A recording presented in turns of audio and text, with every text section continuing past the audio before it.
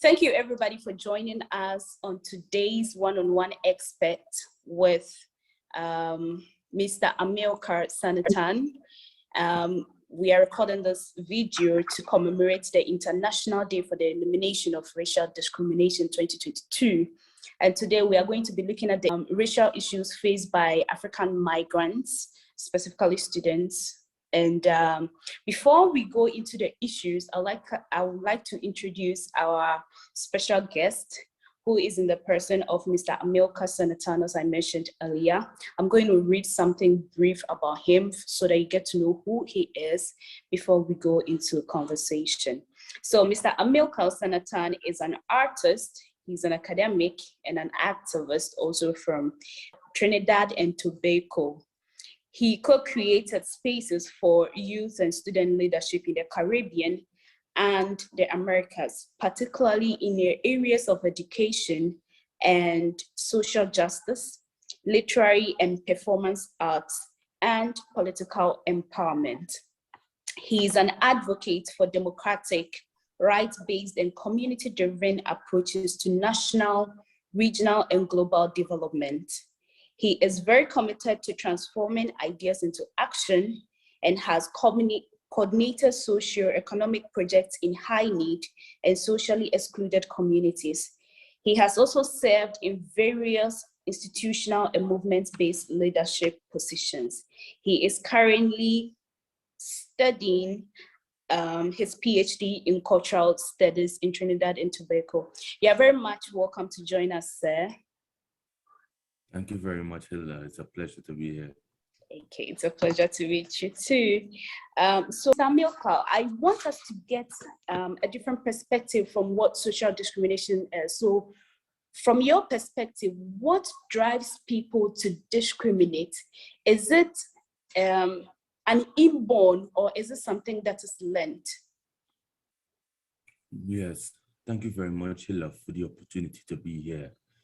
And the question, if we are asked, are persons born with racist prejudice and or it is socialized, while it's something that we must give attention to, it may provide too much of a very simple answer.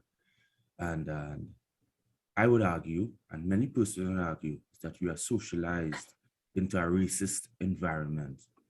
Because there are ideologies that exist, belief systems, ideas about the way human beings are categorized in orders of importance, in an order of importance, a hierarchy of bodies, a hierarchy of skin tones and complexion, a hierarchy of human value and dignity, and that is at the ideological level.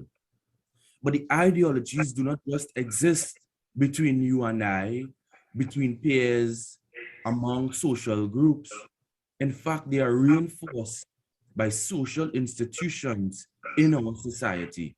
They are reinforced in the economy, reinforced by the laws that exist around the policing of people, about the legal registration, the rendering or making visible a formal citizen, and the treatment of people who are seen or categorized as non-citizens, even on arbitrary terms. This is how racism has a life form in our social reality. Race is not real, but it is a social fact. And we have been for a long time, especially people of a darker hue or combined with our social relationship to the history of Africa, they are going to experience the butt of racism and violence in the world. And just to be quick about this, to some of our listeners, being Black in our society is a real challenge. There's no immigration office in the world, including those in the Caribbean and in Africa, where they are more excited to see somebody who looks like us, where you get a quicker pass to enter a country, even in the countries where you think you govern and have economic and some economic power and political power. The cost of everyday life for an African person and a Black person is a little bit more difficult. They will be genuflect to move around the world because there's so much risk to our bodies. So racism is not just an attitude we should learn to weed out from individuals while they are children, while we teach inclusion and diversity at young ages, or even formally in the education system, but rather it is a system of beliefs that are practiced, reified, and institutionalized through the systems that we value around learning, the economy, law, and so on. Thank you very much. So we've noted with concern that racial discrimination breeds mistrust among students. So we want to know how, as young people and the community at large, we can overcome this sense of mistrust that is implanted in our minds as a result of this racial discrimination. Well, I think that there are many responses that brings about unity, which is important, but also solidarity. And the first one must be justice. Justice, what Amilcar Cabral in Guinea-Bissau was talking about, the Africanization of our consciousness, that when we read literature, it should represent our reality. When we think about solutions to our social and economic problems, it must be rooted in African reality. That is no different for Caribbean people or people in the Americas thinking about the situations and understanding that the textbooks which are published in Euro-American centers by Euro-American authors they might provide useful tools, but may not speak to our reality in a particular way. And that means there are certain things which people might, in a very condescending way, talk about as sensitivities, but this is actually our reality. And how do we develop our situation as cases that are now in conversation with our global context?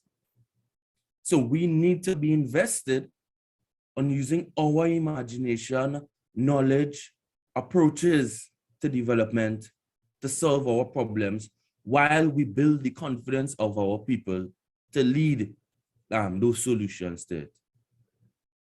On a group level, how a campus community might do it where the young people are or students are.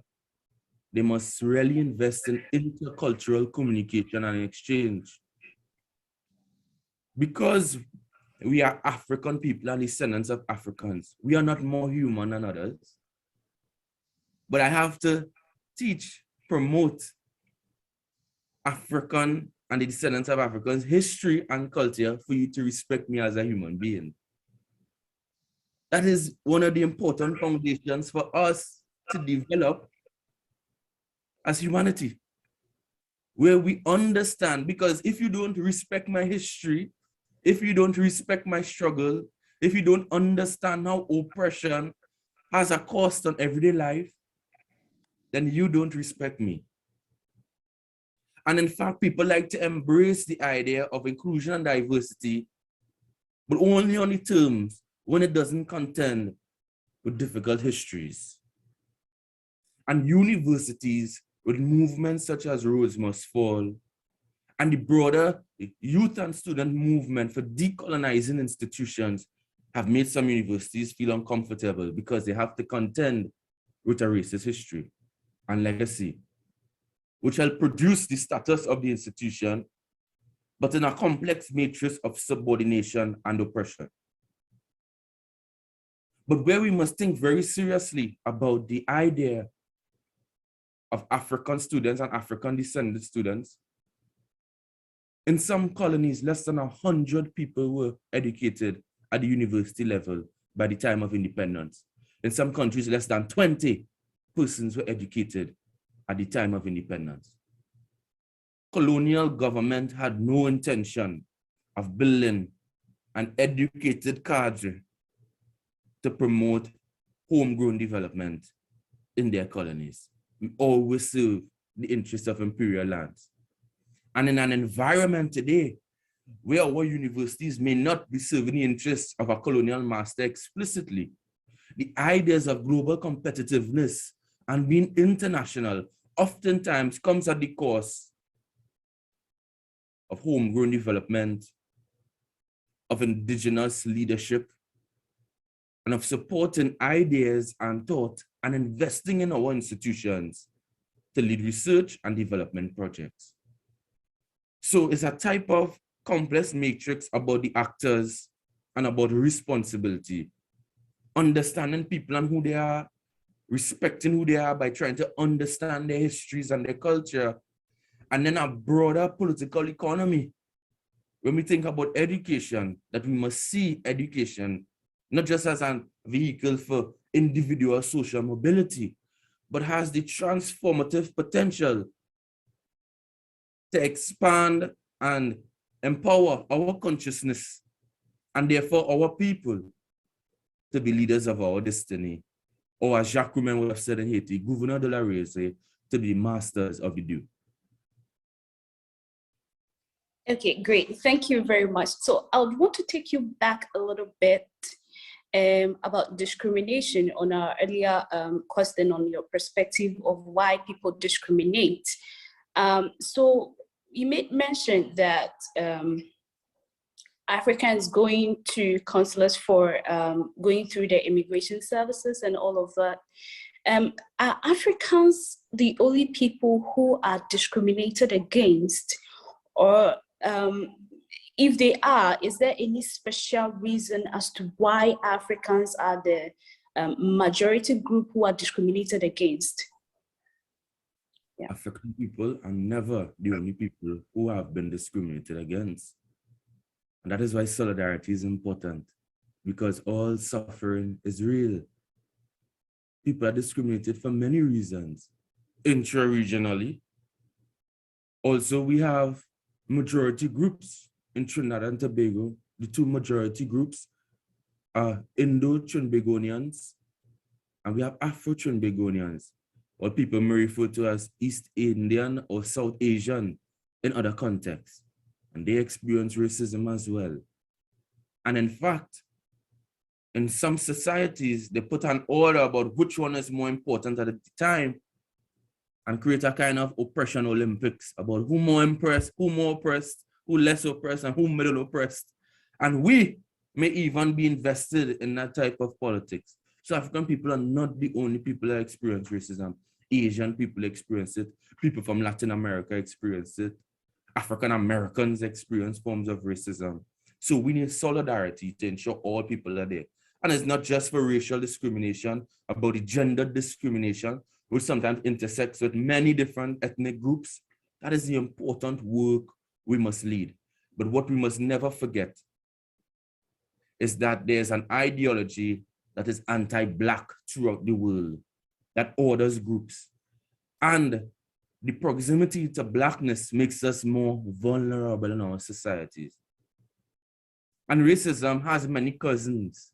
One of them is colorism. And that has a lot of significance in post-colonial development. What I say is a type of the movie 50 Shades of Grey. Well, we have 50 Shades of Brown. And then the closer our proximity to whiteness, which is our departure from Blackness, there's social value and merit given to that, or positive social attributes given to people of that complexion. So the issues are always complex, and we should never be reductive. But we always focus on anti-Black racism, which fundamentally oppresses African people and African-descended people. And we look at the types of solidarity we must have to ethnic groups throughout who are ordered in a racist system and given less status, dignity, and resources, which is very important. And that is why we must learn from each other's struggle for the people in Asia, Latin America, the Caribbean, as well as Europe and United States and Canada.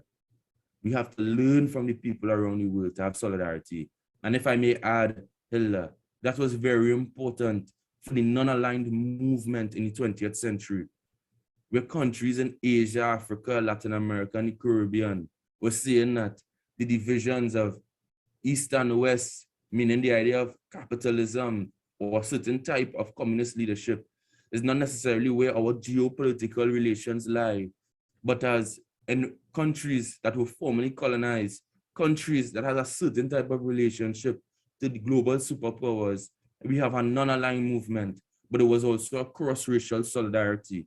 And we must understand the importance of working across racial lines to ensure that we have the dignity for all people. I'm not just fighting for my group, I'm fighting for my group to be a member of humanity. And people who call themselves human understand that in order to be a member themselves. Great. That's great. So moving to our educational institutions, we know that they have a responsibility to help deal with discrimination in our societies. And they also have a responsibility to teach students how to cope with discrimination whenever it occurs, with the uncertainty and the tensions they generate by inter-ethnic relationships. Do you believe these institutions give adequate attention and importance to the subject and provide mechanisms to help the students deal with the racial discriminations as and when they are faced? Well, I think it would be a very scary day when we teach students to cope with racism. That is a very scary day. If the institutional message is to understand racism as a fact of social life and we teach you to cope, institutions do a better job on addressing racism for all students when we decolonize the curriculum. And decolonizing the curriculum is not just add African, Asian, and Caribbean or non-white authors and stir to the curriculum, but you ensure that faculty who are not white have an equal chance at tenure inside of the university, have a chance to become publishers in the prestigious academic journals, as well as the ones they have created through their networks. That is decolonizing the curriculum. Decolonizing the institution means that we have more democratic structures, that we understand the importance of first-generation students, and how going to higher education institutions is also part of social mobility. And there are certain psychosocial needs that the students need to be attended to from an institutional level. A transformative place that is against racism understands that international students means that person may be subject to all kinds of violence on their way to education, on their way to procuring an accommodation to fulfill the educational needs. These are the issues that a progressive education system, a transformative education institution begins to do. But I would like to speak to our student leaders that when we think about anti-racism or challenging racial discrimination, it's not about changing your profile picture on Facebook, Twitter, and Instagram. That's part of it for solidarity and expression. Our next part is to ensuring that in all our politics, we listen, not just say the right words, but we listen to the needs of our student populations, the migrant student populations, what people say international students, but also those and what are their social experiences on campus.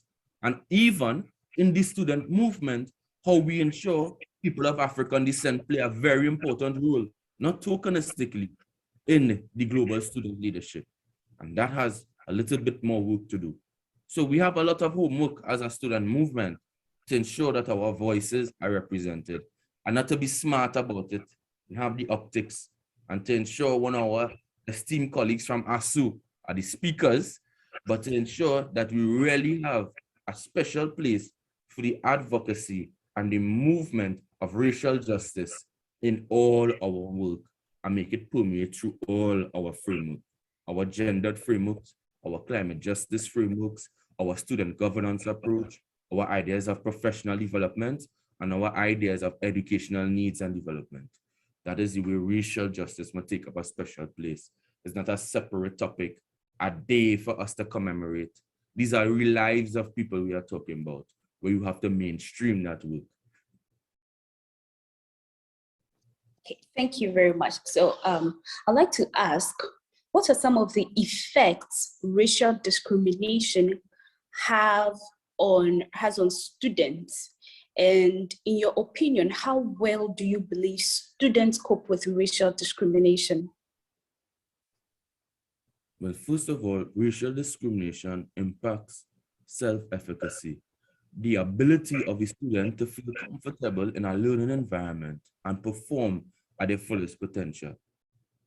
That is one of the first things. You are hindering their academic success through racial discrimination by the university or in the society. Because the university may not always be the perpetrator, but what they may not be doing is giving relief to the students and their experiences in that society. Another aspect is racism or racial discrimination adversely impacts the economic opportunities of that person, because now they have less spaces to do work and less sectors in which that they feel that they could apply their skill sets. So they have to negotiate a racist system which may hire them requiring more qualifications so they're still longer in school, or have to work on the job market more before they leverage it in another job. This is the way racism is a very serious problem. It stops promotions. It makes you work twice as hard. And I don't know if students cope. I don't know if students cope with racism. We have to manage our negotiations with racist institutions with the idea that we cannot change this, but we must survive it. That when we get a place to rent, we have to call our friends because this person who does not seem to express racial prejudice up front becomes a special place for all our peers. And for years, you know, refer this property to generations of students because you feel safer in this environment. This is the 21st century. And we are still having these negotiations as if we are not independent nations, as if we haven't fought struggles to show we are equal. It's very difficult. And not all students can make it coping. The type of psychosocial needs they end up having that attacks their self-esteem. I'm sorry to bring this up as an individual experience. Living in the Caribbean, going to university institutions where Afro and Indo students are normative, and our professors look like that, while we have international professors. I took for granted some of the struggles international students experience in the global north. And for 1 week in Canada, I went to attend a conference and meet with some students there and form some networks with persons in the Caribbean diaspora. And the number of microaggressions and incidents of racial discrimination in 1 week, it humbled me to let me understand the way racism works. Whether it be when I came off the plane, I took a taxi to go to student accommodation, and the gentleman, I'll put it in those terms, at the front desk did not allow me to make a phone call to the person who was accommodating me. So this is a spring jacket in winter, and I don't have a phone call. I can't make a phone call to someone living in that same accommodation. Fortunately, there was another woman who asked me what was wrong and was very supportive. On the train, after an event at the university, or the metro, as they would call it, or the underground, sorry, another gentleman, to put it in those terms, when I took a seat, he jumped over to the next row, literally climbed over the seat because he didn't want me to sit down next to him. And I was minimizing my body the entire time, standing up, not to impose myself, not to make anyone feel at risk. I don't know how many rastas they saw today. So I was minimizing my body, making myself small. And when I said, you know, I had a long day, let me take a seat. When I took the seat, he jumped over the seat. Wow. And I felt very sad. I mean, interestingly, you had some comrades from Tanzania who saw it and were, verbally attacking him. Hello, that was racist. Leave him. This is a stupid man. And they're like, my brother, that is racism, And I was just like, hello, let me just go home in peace. I don't want any trouble. This is your country, let them do that. But I understand they were upset because there was another comrade from Africa. While I was in his flat, he was playing music from his homeland. He's a mature man, gently playing music. And then another woman renting in our building called the campus police because of noise pollution. And she said she couldn't do her work because she was hearing this disturbance from downstairs. And he was just playing music gently. His culture to our next colleague. But that African song is noise when you hear it. That reggae, soca, calypso song is noise when you hear it. That Fela Kuti, oh my God. That Bob Marley, oh no. Calypso Rose, why should we ever make that noise? I am here to learn. And these are the micro ways. And then to see campus police knock the door and then ask us to come outside because they heard of a disturbance happening downstairs. I was shocked. I was taken aback. And I was happy to be home after 1 week where I felt a little bit more safe and my body is not under that type of attack. It is under attack in certain ways, but not the same. So when I see the struggles of our comrades and colleagues in Euro-American institutions, I say a little prayer for them, but I understand it's a big fight, a very big fight. Yeah, that's a very big fight indeed. So your statement, if we cannot change the status, then we have to manage it, leads me to the next question, which is, do you ever believe we'll get to the point of racial reconciliation? Will we ever get to that point? Racial reconciliation for whom? For whom? I am not a threat in my mind. I was looking to buy fries. You thought I was going to jump over the wall and break into your street. Racial reconciliation. Emancipation is important for the African as it is to the enslaver. Because they need to sleep better at night. You cannot keep perceiving a race as a threat. Emancipation, independence was an important movement, were important movements to our oppressors as much as it was to the oppressed. But as long as I exist as a criminal, uneducated and illiterate in your imagination, we will never have racial reconciliation. We would never have that.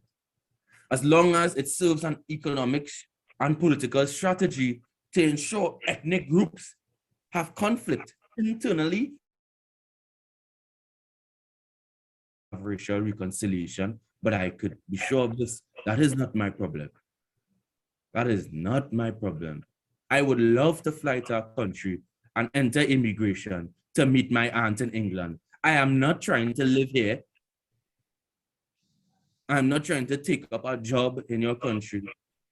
And when you ask me what is in my suitcase and I said books, why do you carry me to lying on the right when everybody was leaving on the lying on the left?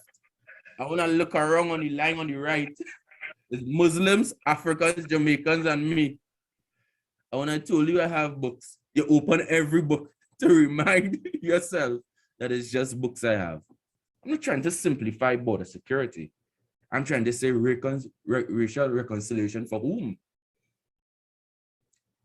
It's the holders of the supremacist ideologies, the holders of the anti-Black ideology, the holders of racist ideologies that oppress Asian, African, Caribbean, Latin American people. Those people, I hope that they get some racial reconciliation, and the institutions that they think are neutral or the history is okay, that they reconcile that. I hope they do. Maybe you have a more sophisticated answer, Hilda. No, I don't. So, talking about borders, talking about boundaries. I mean, we've seen a lot come out. I mean, a lot of racial issues coming out of the recent Ukrainian-Russian war. We've seen how countries discriminate as to who to allow into their borders, into their boundaries, into their land.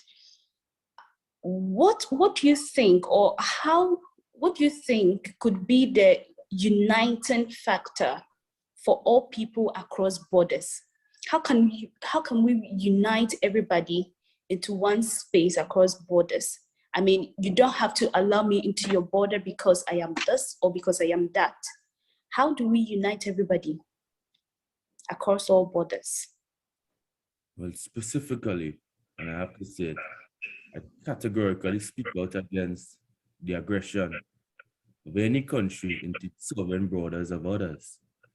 And for those of us who have been colonized, we look at these events in, very seriously, that we have to respect the rights of people.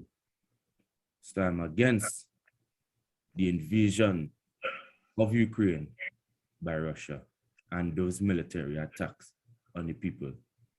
Understanding the complexity of the geopolitical situation and the varied interests people have, but sovereignty is a very real thing we must respect. And war is not a political tool that we must say we must choose. And what we are seeing with the experience of African students and Asian students in Ukraine is to show, even in conflict, well, you're less equal than you were in times of peace. That you are not even legible as an asylum seeker. In times of conflict, you will get on the bus last. And what is the institutional response to that? What, to treat them with the dignity as someone fleeing conflict? Yes, that they are asylum seekers, of course. But racism have a different function. It stops you from getting on the bus. That is all it does. There's no sophistication to it. You could do all the conventions on their rights and their mobility, lobby with our consulates to go and defend the students. That is important, but those are technical responses to how racism was organized. And thankfully, organizations like AASU were brave enough not to buy into a simplified or reductive narrative of what is happening in Ukraine, and to advocate and raise their voice on behalf of their fellow citizens and students abroad. Because that seems to be an extreme situation of what people go through all the time. Ghanaian students getting last on the bus in a conflict in Ukraine is last on the bus in a classroom in England, last on the bus in a promotion in Alabama, New York, and Florida for Black faculty. The experience of Asian students. Come on, what is some geopolitical punishment for India's vote at the Security Council or the statements of the Prime Minister? No, it's that if we are to save lives here, your international status, youth, and risk and vulnerability does not count. You will go last. And that is the type of the cost of everyday life when we experience racism. Thankfully, the world had to see it, and now we have to contend with it. And what is happening there right now will take many years to repair. Many years to repair. That has of non-white peoples, as they say, black and brown. That has scarred that. The world is watching, but we will get on the bus last, or wait for a bus that will never come. Okay, great. Thank you very much. So this still on the same Ukrainian issues, the racial issues in Ukraine. This has brought to light the realities of racial discrimination on the ground. I mean, I know the UN General Assembly has done so much to ensure that laws are abolished, and so much is put in to ensure that there is an elimination of racial discrimination amongst all race. And so I'm going to touch on one of the objectives of the UN General Assembly, which was proclaimed from 2015 to 2024 to be a decade for the people of African descent. And one of the specific objectives was that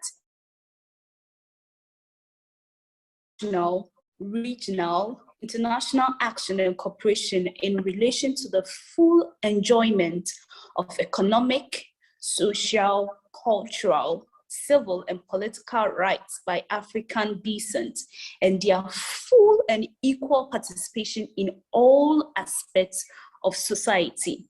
Now, looking at the real issues on the ground, what do we make of this objective? I mean, looking back through the years and looking at the current situation, looking at the issues on ground, has there been any progress at all with regards to those objectives? And most importantly, post-COVID and amidst war, has this objective been realized? Yes, well, what I would like to do is definitely celebrate the hard work that was led by activists, academics, and development workers, and even governments in their commitment on the Decade for People of African Descent. It brought together the global movement for racial justice. And who would have known that 2020 would happen with the Black Lives Matter, vis-a-vis George Floyd, COVID-19 pandemic, and racial injustice in Ukraine, bringing it up. And unfortunately, we have people with the intellectual and political capacity to guide a global dialogue on racial justice through the UN system, but also to influence governments at this time. So I'm grateful for the UN system that was created, but I do not suffer the illusion created by the UN could sometimes bring immediate relief to our everyday life. And in fact, that is the work of our student governments, like some of the work you all have been doing already, to ensure that we have representation and we connect resources to people. But when we do higher level advocacy, that we could use these conventions to remind people of their commitments that they signed on to. So I'm happy it exists. We have our work to use it strategically, but we all know that a policy framework, especially at the global level, doesn't always translate to underground actions and relief. That is absolutely right. I agree with you. I mean, the policies does not always tackle what is actually on the ground. And for that's why we are thankful for student-led organizations, for instance, AASU Global Student Forum, and all the tremendous works that African students have been doing across the globe for its students. We see a lot of advocacy coming from AASU, reminding these institutions of their responsibilities towards ensuring that the policies they put in place is being adhered to and that results are being achieved at the end of the day. So thank you very much for that comment. At this point, I would like to take your concluding comment and a call to action. I don't know, that sounds too grand of a task for me to rise to. But regarding the call to action, the concluding comments, first of all, I want to thank you for the opportunity to have this cross-Atlantic dialogue about the global situation for African people, the people of African descent, and the broader movement for racial justice. Racial justice would include the indigenous people, include African people, African descended people. It would include Indians. It would include Chinese people, Japanese people. There's a big struggle in the world. And racial justice is not to be a member. When we challenge discrimination, it's not to be a member of a racist order. We are not changing our position in the system. What we are trying to change is the logic of the system. So when we promote a transformational politics challenging discrimination, ensuring that all groups are empowered and are members of humanity, that we really need to see this as the priority of our time. And that could only be done through solidarity. And the work of AASU as a student government is part of that work in solidarity. And solidarity requires listening. It requires intercultural communication and exchange, which means understanding the culture, the history, philosophies, approach to life. And as young leaders, student leaders, we must be at the forefront of that struggle, but also at the forefront of that ethic and discipline of learning from each other and practicing solidarity at all levels. Indeed, we need to learn from each other and practice solidarity across all borders. Thank you very much, Mr. Senator, for joining us today.